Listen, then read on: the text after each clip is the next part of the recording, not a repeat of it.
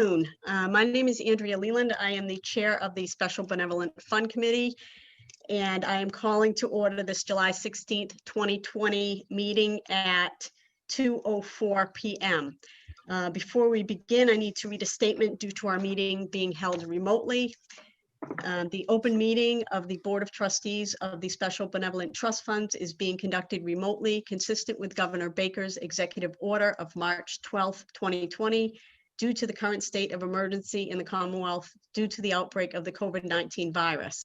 In order to mitigate the transmission of the COVID-19 virus, the town of Northborough has been advised and directed by the Commonwealth to suspend public gatherings, and as such, the governor's order suspends the requirement of the open meeting law to have all meetings in a public, accessible physical location. All members of the Board of Trustees of Special Benevolent Trust Funds are allowed and encouraged to participate remotely.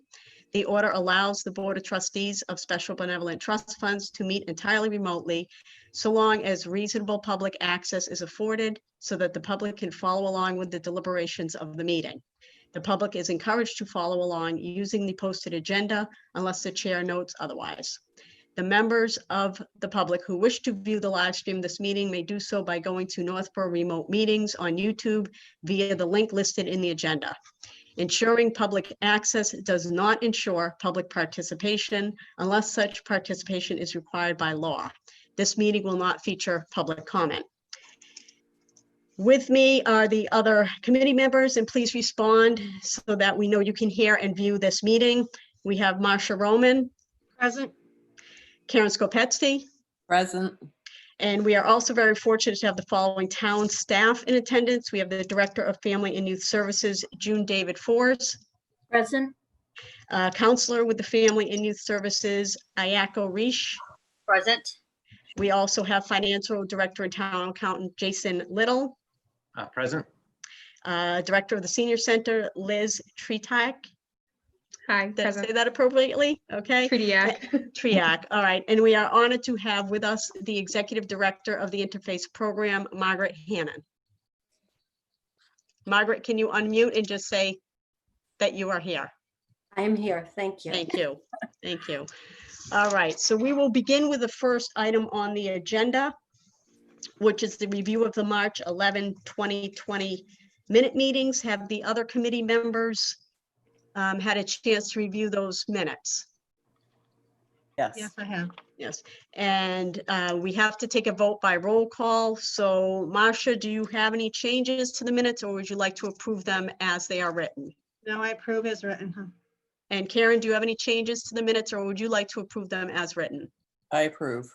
Okay, and I so approve the minutes of the March 2020 meeting as written.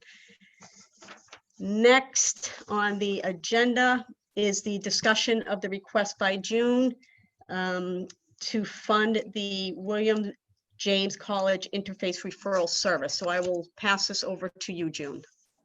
Thank you. I'm very pleased to have this opportunity to talk about this program because if funded, it's going to meet so many of our needs. So I first talk about the statistics overall throughout the country. And if I can just make a few notes about, I think most of you received the reports from different organizations. So there's a couple themes that goes on that even though different reports note them, I want to highlight them because it's the very same experience that Northborough Family and Youth Services has gone through, and also the schools. So on a nationwide basis, there is a significant increase in the number of people presenting with mental health issues. We have seen an increase overall with people coming to our department because other than counseling, we provide fuel assistance, we make referrals for food and other programs. And so we've also seen an increase in people seeking help for those things. The graph I included It shows the statistics for the growth in our department over several years. And even though it's not broken down by program, we definitely have seen an increase in needs for mental health services at a time in which there's a lack of sufficient providers. So for instance, in 2011, we served 643 families, and then in 2018, it was 954 families.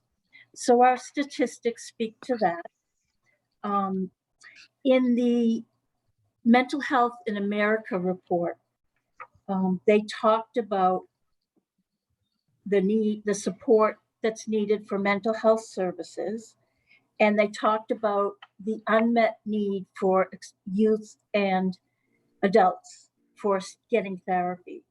And the percentage of adults who did not receive mental health treatment was 56%. This is nationwide. And the percentage of children who didn't was 61.5%.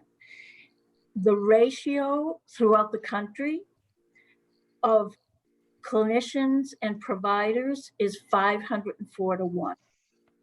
So that also speaks to the need for more providers. The barriers with this increase have been the lack of providers, the lack of providers and psychiatrists, especially for children. It's very hard to find psychiatrists that treat children. And our clients tell us about the long wait lists for services. The Elementary School, National Association of Elementary School Principals, they do a study every 10 years about the concerns of the principals.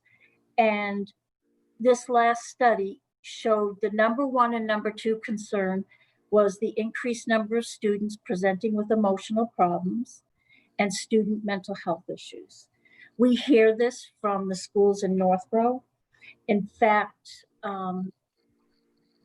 this is a challenge because of the lack of providers, but they have seen kids as young as elementary school be hospitalized for mental health issues. And the problem is when they get released, I mean, it was, there's very few in the elementary school, but through the high school and middle school, there's a significant number. And the problem is it's difficult to find providers for them. We do go into the schools and provide the counseling for children.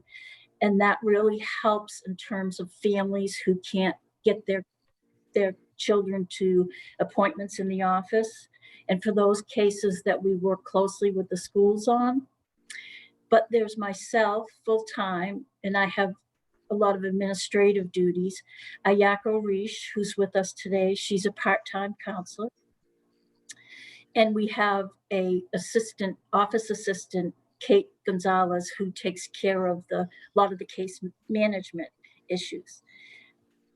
But both Ayako and I's caseload fills up very, very quickly. And in the past, I've taken on about 20 counseling cases and then a handful of case management. And Ayako, probably 11 out of her 19 hours is clinical work. So when we jammed up a couple years ago, we had to make the difficult decision to start a wait list. And what's difficult about that is we're seen as the last resort for families. There's many families who cannot afford the increased cost of deductibles and co-payments. So we've been an important resource for them. There's also some statistics which I found surprising. They listed the states and the percentage of youth who did not receive treatment. And I was surprised to see that Massachusetts is number 15 on the list, with 54.5% of youth not receiving treatment. The reason I was surprised about that is we have great insurance in Massachusetts, and we have a lot of providers, but there's a lack of providers that treat children. So I think that attributes to that also. The National Alliance on Mental Illness is the major voice for mental health issues in the country. And similar to the other statistics, 1 in 5 adults experience a mental illness, 1 in 25 experience a serious mental illness, and 1 in 6 youth ages 6 through 17 experience a mental health issue. And these stats were from 2016, so I can only imagine that they have gone up. As I said, because of all the barriers in the way, many of the adults and the children have not received the treatment. The other thing is that in the emergency rooms, 1 out of 8 emergency room visits by adults has to do with a mental health issue. This was back in 2018. You know, the cost of mental health illnesses was $193 billion. The other thing is even though adult statistics have remained steady, it's the second leading cause. Suicide is the second leading cause of people ages 10 through 34. And suicide is the 10th leading cause of death in the United States. On a local level, Metro West Community Health Foundation did an assessment, and they've been a phenomenal resource to us. They give many grants out to communities in the Metro West area. And a few years ago, I got a part-time clinical position through them, which was great. It was very rare. They don't usually provide staffing, but this was during a time when the needs were exploding, and they offered that. The top 5 concerns in 2019 for youth was substance abuse and mental health issues. And this was flipped since 2013 because overweight and obesity and aging issues were in the top 2. So you can see here too that things are growing and impacting communities.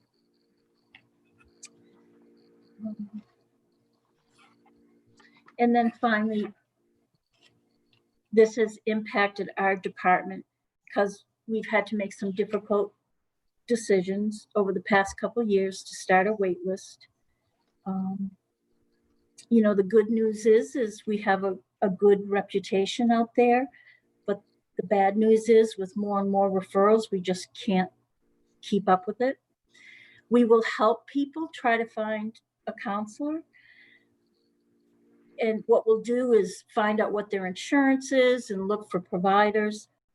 But they tell us that they have to wait like three months up to a year. So I'm going to talk about interface, but the bottom line is if the town had that service, the entire community would benefit, the schools, our department. There's nothing more painful for me to get a call about a family in dire need and having to say, we can't treat them.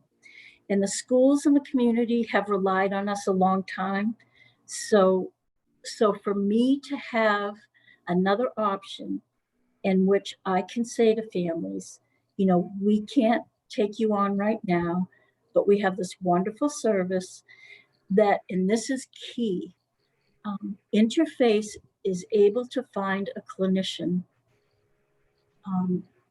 as soon as 2 weeks. It's not in every case, but they have a huge database. They utilize, they have affiliations with throughout Massachusetts for clinicians and providers. And it's an extensive database, and they update it on a regular basis. So that would be huge for us to have as a resource.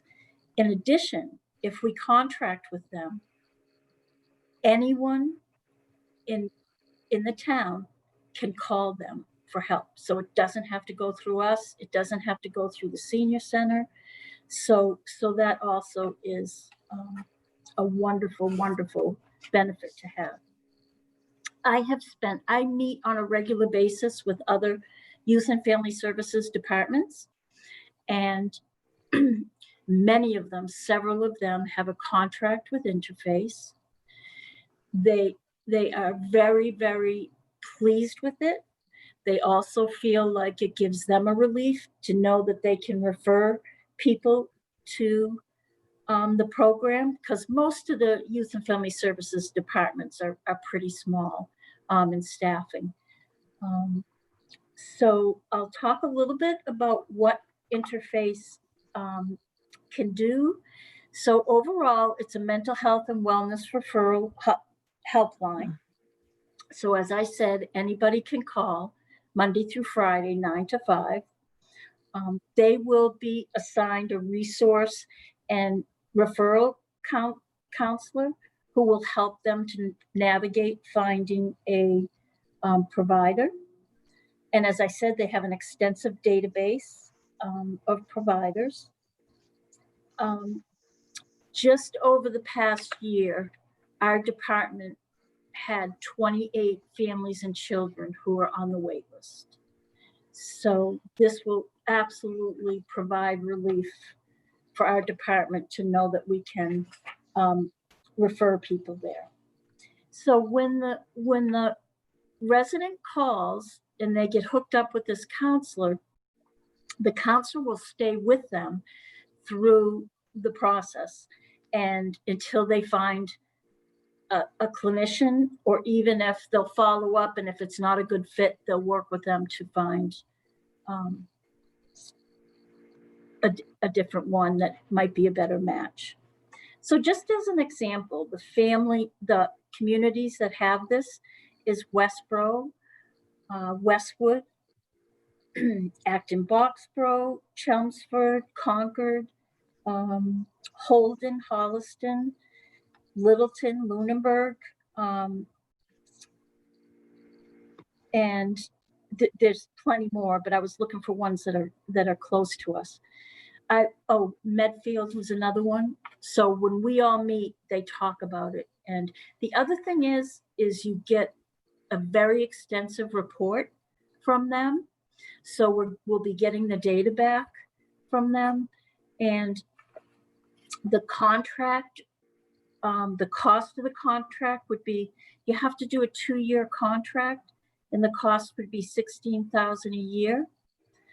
Once the town contracts with Interface, then, as I said, anyone in the community, an organization can call, anyone in the community can contact them. I have a question. Are they charged again, or do they do health insurance? I'm sorry? Do they, What was that cost, is that the only cost? Or does that person get charged?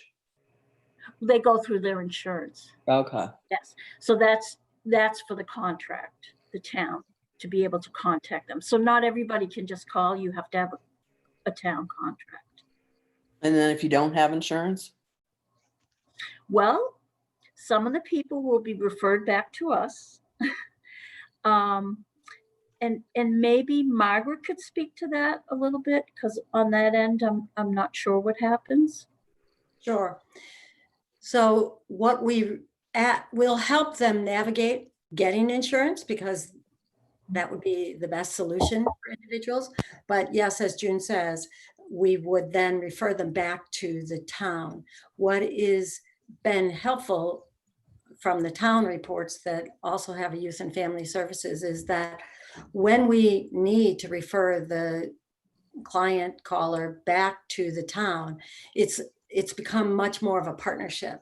So it's, if in the intake from us, we discover that this isn't going to work for the individual to actually get insurance or to get the services they need, then because of the partnership that we would have with Youth and Family Services, is that then we would have the opportunity to sort of talk about this particular case and work it out in a more individualized basis.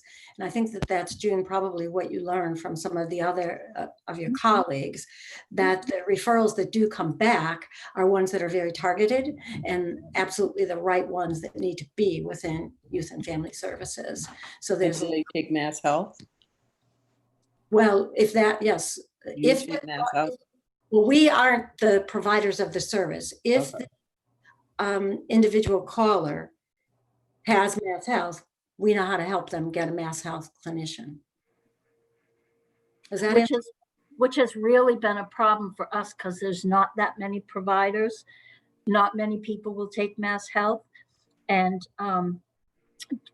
you know, as Margaret said, just navigating that system and getting people on, it's extremely complicated.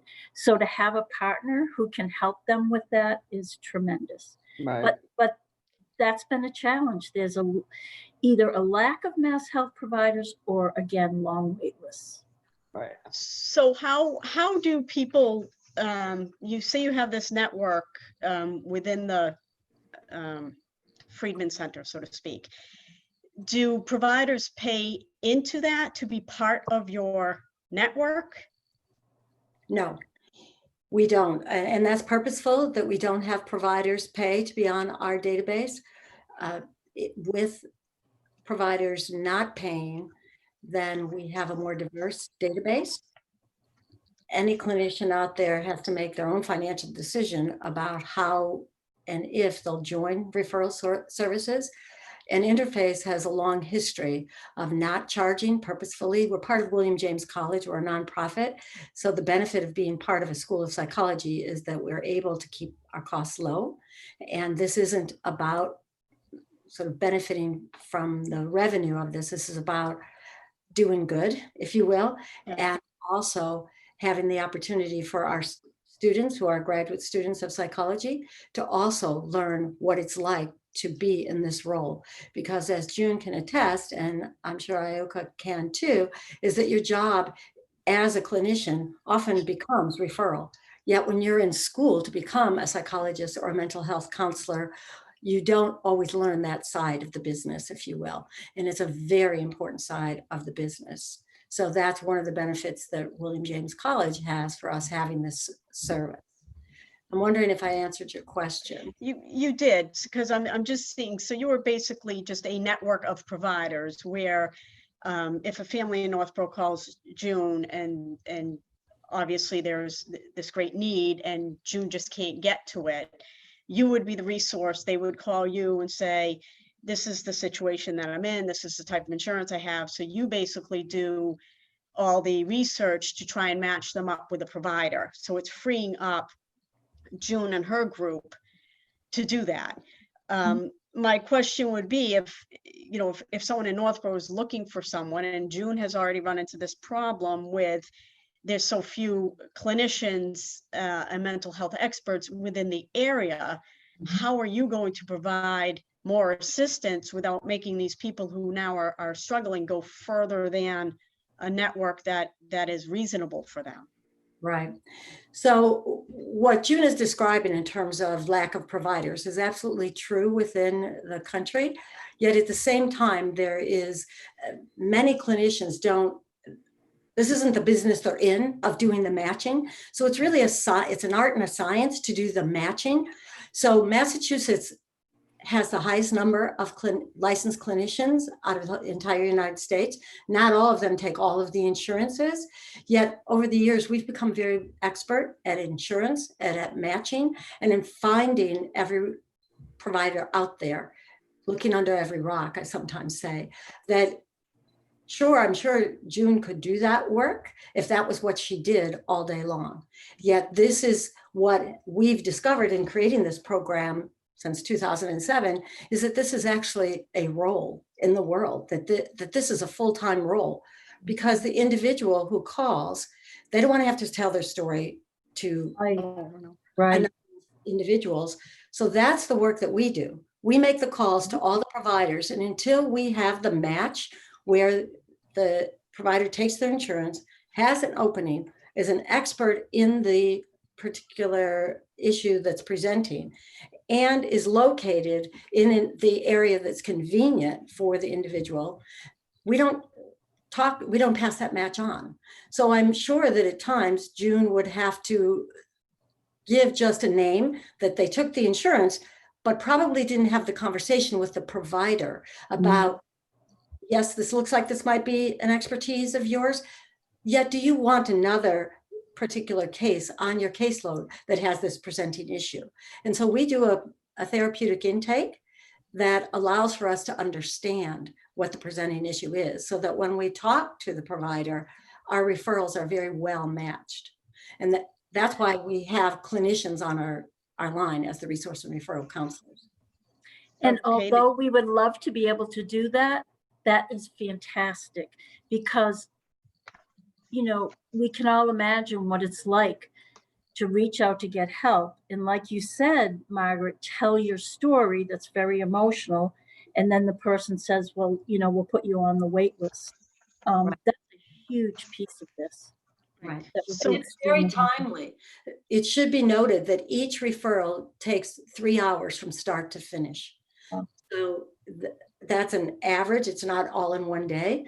It's from the intake into the close is in approximately 3 hours of work.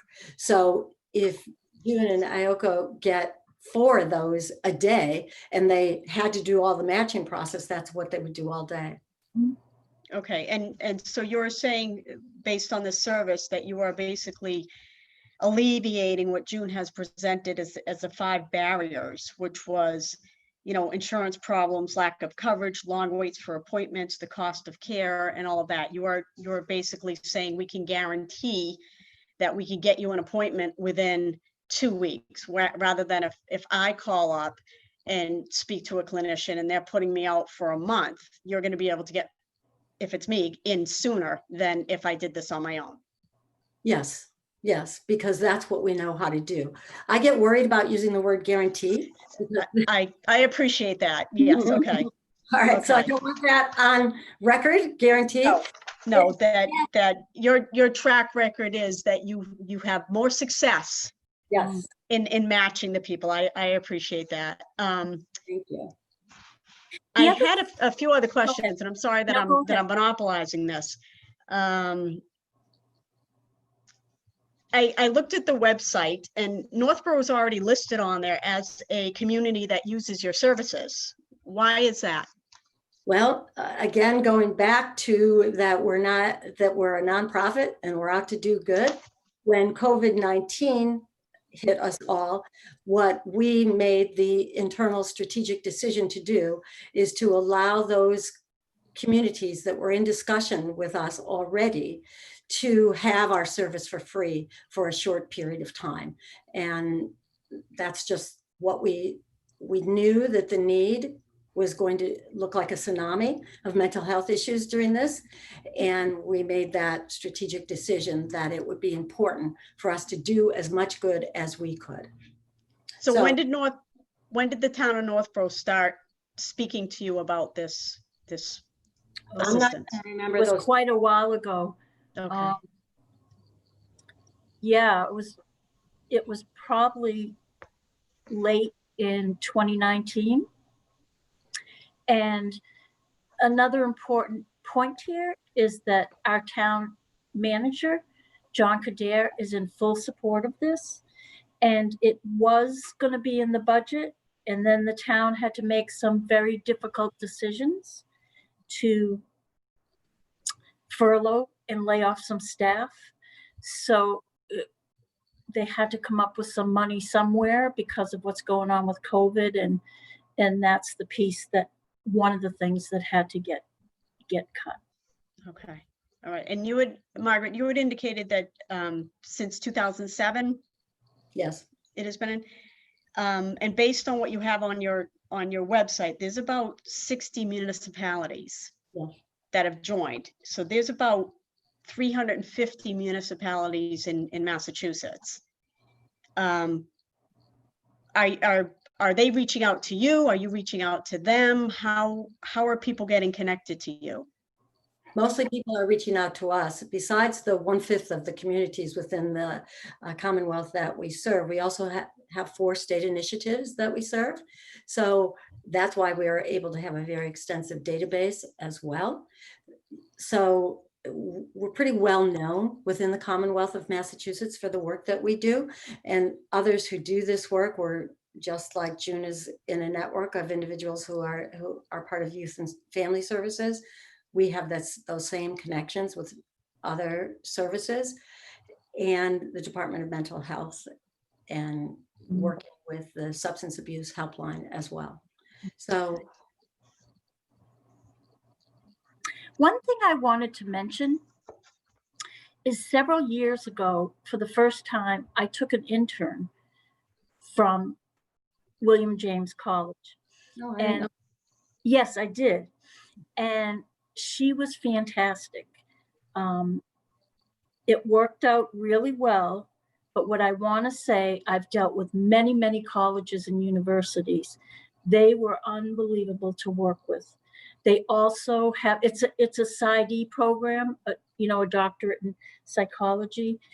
And so I'm a licensed social worker, so we can supervise their first or second year placement, and then they would be supervised by a psychologist after.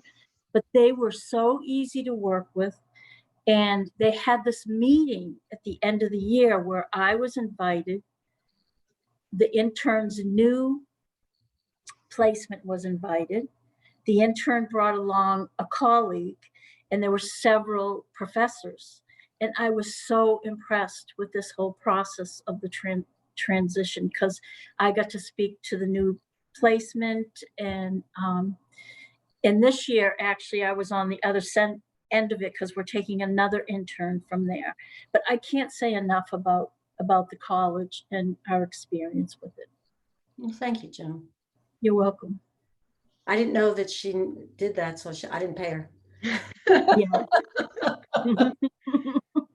Okay. The other thing, just to make mention of, this intern that we're taking from William James College, and this speaks to Margaret's comment about the partnership. Because of COVID-19 and because we're not open to the public, I was just concerned that there wouldn't be that face-to-face experience, and it would be a very different experience. And so William James also spoke to me about having that person maybe also pick up some of the people that were being referred to the program. So that's also going to help to give that intern some experience. Through telehealth, I'm sure. Yes? Yes. Oh, yes. Yes. Yeah. And that's an important piece of information to talk about. When the shutdown occurred, we were very instrumental in getting information out to our providers on how to get up to speed on delivering telehealth, how to make sure that they had all of the platforms that they needed, as well as the look at the insurance and how that would work.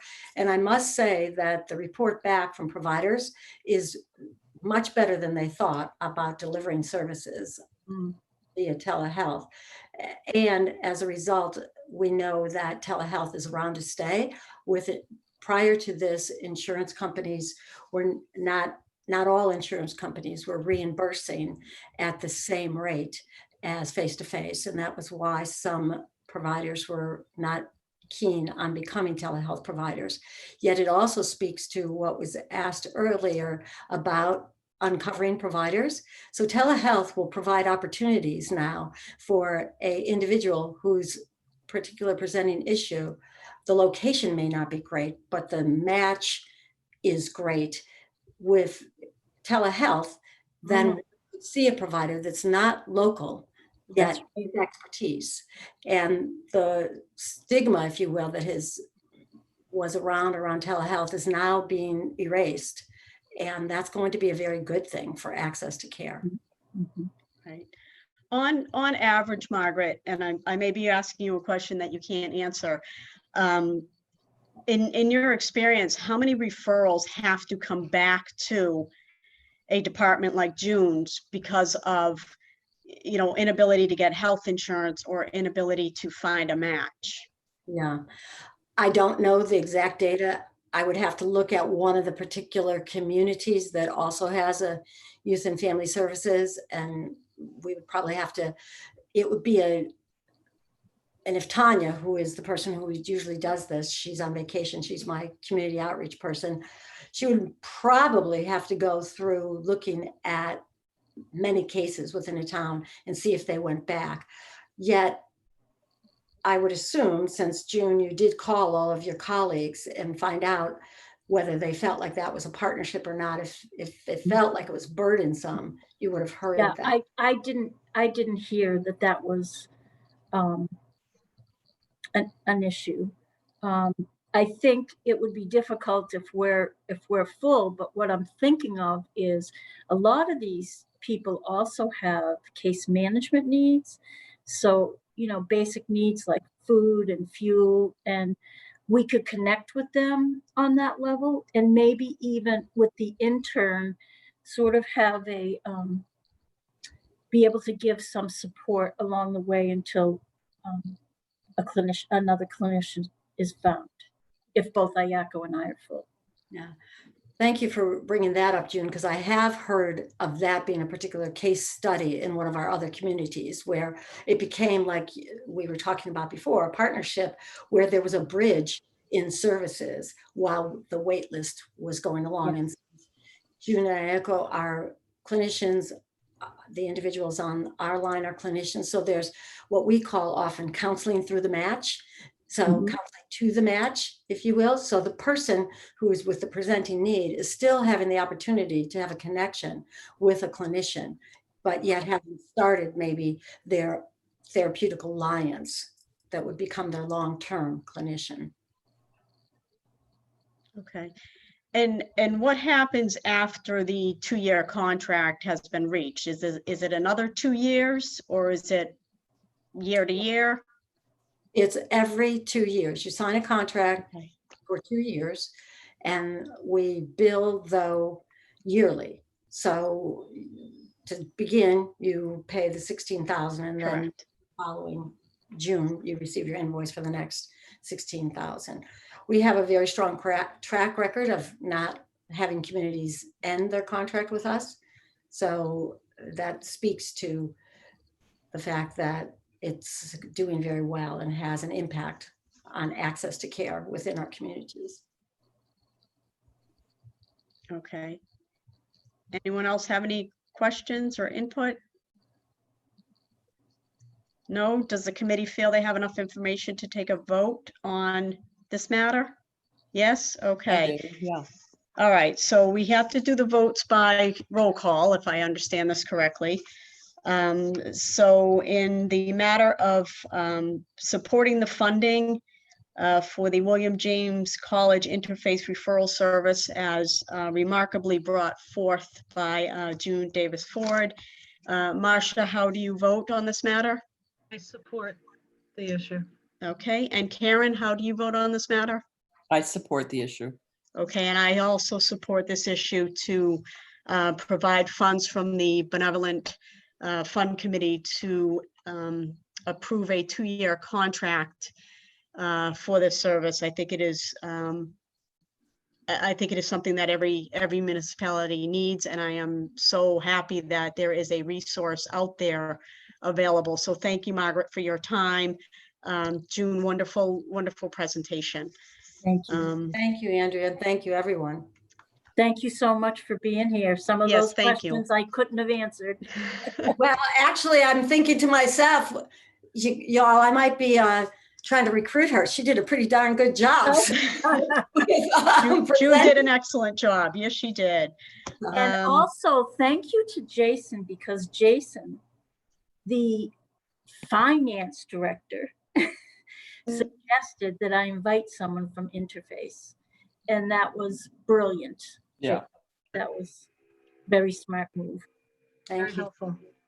Thank you, Jason. Truly a team effort here, and Yes. it makes me proud to be You're a welcome. townie, so to speak. Yeah. So, okay. Thank you. Is there any other business that needs to come before this committee? No? So in that case, I guess we will do a roll call to adjourn this meeting. So Marcia, are you in favor of adjourning this meeting? Yes, I am. And Karen, are you in favor of adjourning this meeting? Yes, I am. Okay, so we will adjourn this meeting at 3:45 p.m. And I thank you all for Thank you. taking the time and for giving us this information and providing Northborough with this valuable service. All I right, good can't seeing thank you everybody. all enough. Thank you. It was nice Thanks so seeing much. everyone. All right, bye. Bye-bye. Bye-bye. Bye-bye. Bye, Bye. Margaret.